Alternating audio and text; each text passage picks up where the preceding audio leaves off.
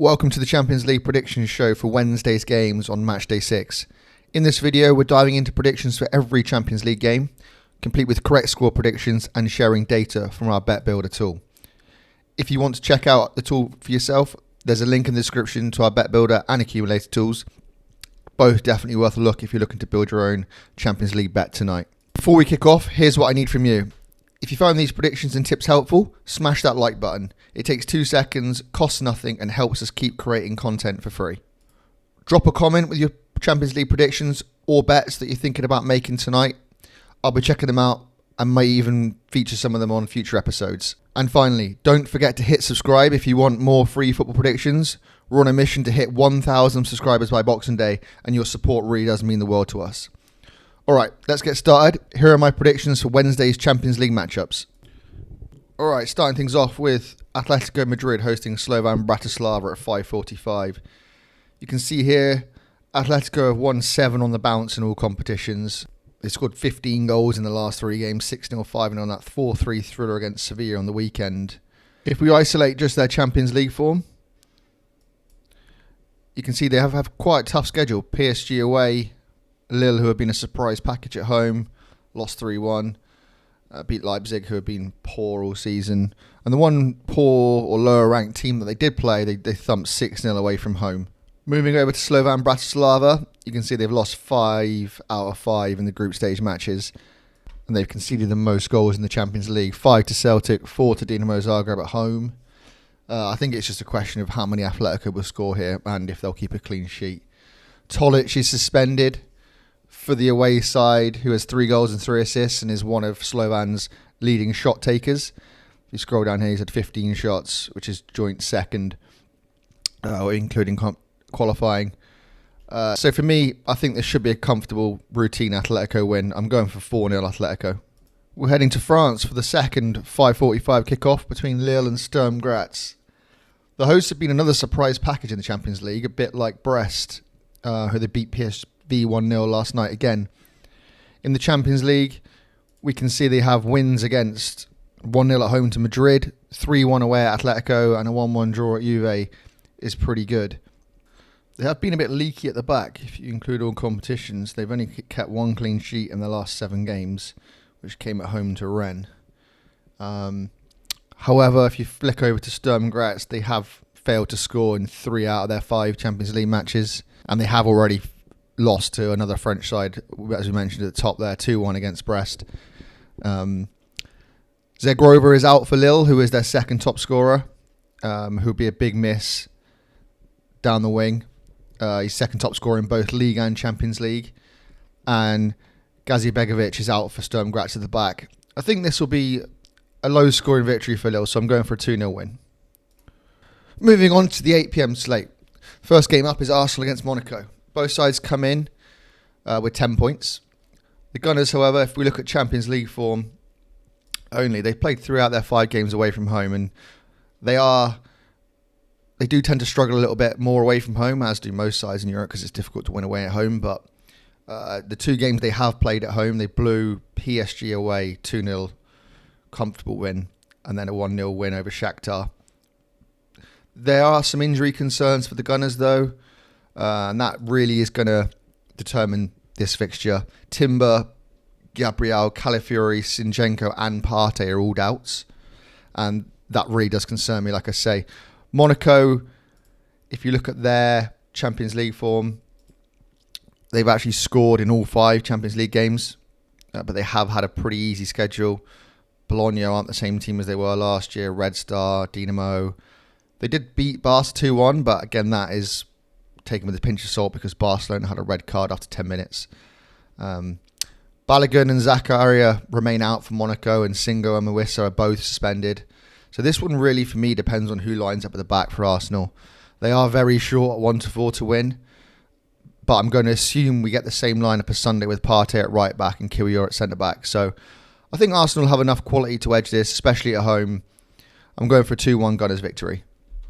Next up, we're off to Benfica as they host Bologna.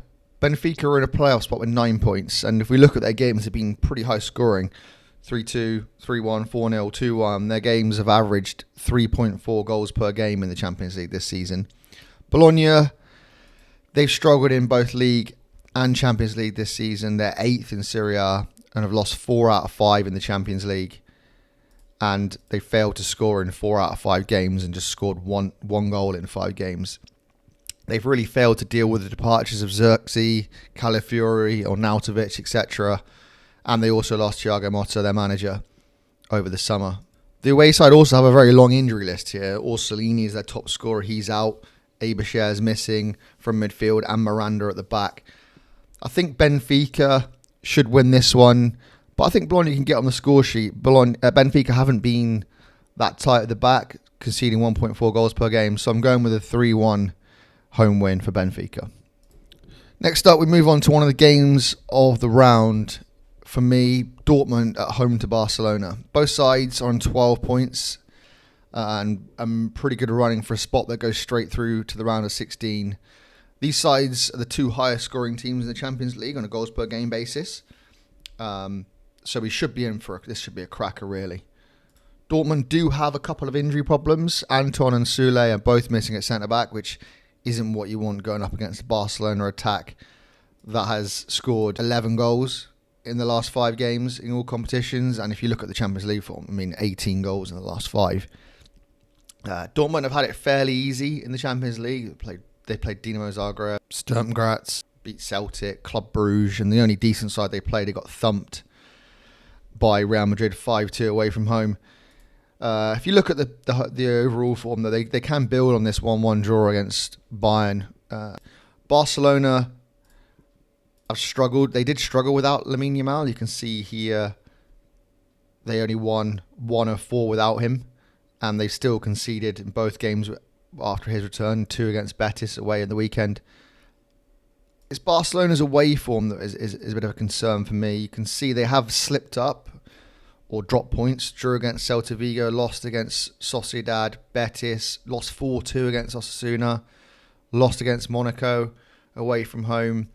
I think both sides will probably be okay with a draw. I can see this one sort of playing out as a draw. So I'm going for 2-2. Next up, we move to Holland as Feyenoord hosts Sparta Prague. This really is a must-win for Feyenoord here. 7 points, and they need the victory if they're going to move into the playoff spots. Both sides are averaging plenty of goals in the Champions League. Feyenoord 4.6 and Sparta Prague 3.45 if you include qualifying. If you look at Feyenoord's schedule, they've actually played a very difficult schedule. Man City, Leipzig, Benfica, Girona and Leverkusen, which is pretty tough. And they did pick up that 3-3 draw away at City without their striker Ueda, who they'll be missing again here, and Carranza. But they do get Santiago Jimenez back. He played a bit on the weekend. I think it was around 60 minutes. And he is a quality player. He's been out for a while. I think if you can see here, he's been out since September. And he played 61 minutes on the weekend. And he will be a massive get back for them in this spot. Sparta, they're missing 2 of their more creative players, Haraslin and Pesiado, both big attacking threats for them. But they've conceded a ton of shots in the Champions League. I mean, look at this, 24, 18, 22. Their 1-1 draw against Stuttgart, they conceded 26 shots, which isn't sustainable to be getting a 1-1 draw. I think this is going to be a massive step down in class for Feyenoord, and they do have real good attacking options. So I like the hosts to beat Sparta Prague 3-0 when they're missing a few key players. I don't think they'll be able to trouble the scorers, even though Feyenoord are a little bit ropey at the back, but I'm going for 3-0. Next up, we move to Italy, in which should be another really interesting game between 2 sides who are a bit out of sorts, Juve and Man City. City obviously got back on track with this 3-0 victory at home to Forest, only to undo that good work with the 2-2 draw away at Crystal Palace. If you just look at City's away form, they have 1 win away from home in all competitions in the last 6 games, which came against Wolves. And if you push that back to 8 games, they've only had 2 wins, 1 against Wolves, 1 against Slovan Bratislava. So they've really struggled on the road this season. And Juve aren't the sort of team you want to go to in a difficult spot. They've only won 2 out of the last 10, but they also have only lost once at home all season. If you isolate their home form, that came against Stuttgart in the Champions League. But they are very solid at home historically. There's a tough place to go. Both sides do have injury problems at the back. Cambiasso is a doubt and Cabal's out for Juve. Ake is out. Stones and Akanji are both doubts for City. I think this is a really big swing for either side if they lose this game.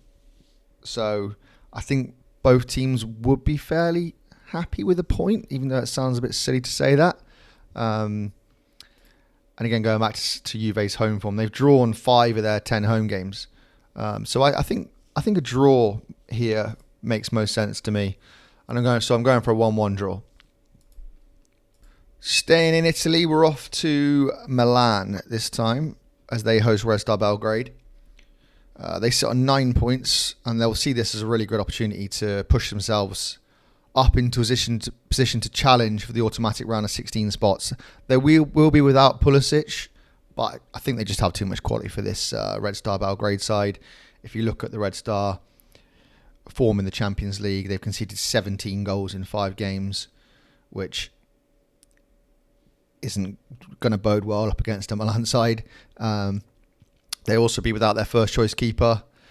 If you look at Milan's home form in all competitions, they've done very well against weaker opposition. 3-0 against Empoli, 3-1 against Bruges, 1-0 Udinese, 3-0 Lecce, 4-0 Verona. So should be a comfortable victory for Milan. I'm going for a 3-0 home win. And last but not least, we head to Germany for Stuttgart against Young Boys. Stuttgart are another side that are in the Champions League that are also struggling in the league. They're 8th in the Bundesliga, and they'll also meet Young Boys here who are 9th in the Swiss Super League. So 2 struggling sides. Stuttgart have been a little bit better in the Champions League. They beat Juve away from home in a game that they had 22 shots, allowed 7, so comfortable victory. They did take the lead away at Real Madrid, if memory serves me right. But obviously Madrid came back to win that game 3-1. Young Boys, rock bottom of the league, lost all 5 games, conceded 17 goals. And this really is a must-win for Stuttgart if they want to get into the playoffs. So Stuttgart have been very inconsistent at home, conceding too many goals, 1.56 per game at home. Undav and Llewellyn are both out, but they have scored 2+ in 3 straight games where they've missed them both. You can see here Undav has missed 3 games, Llewellyn's missed 4. They lost 2-3 against Frankfurt at home, beat Bochum 2-0, and they beat Union Berlin 3-2. So they are going to be capable of scoring goals. I just think they'll have a little bit too much for Young Boys here, and they'll edge it 2-1.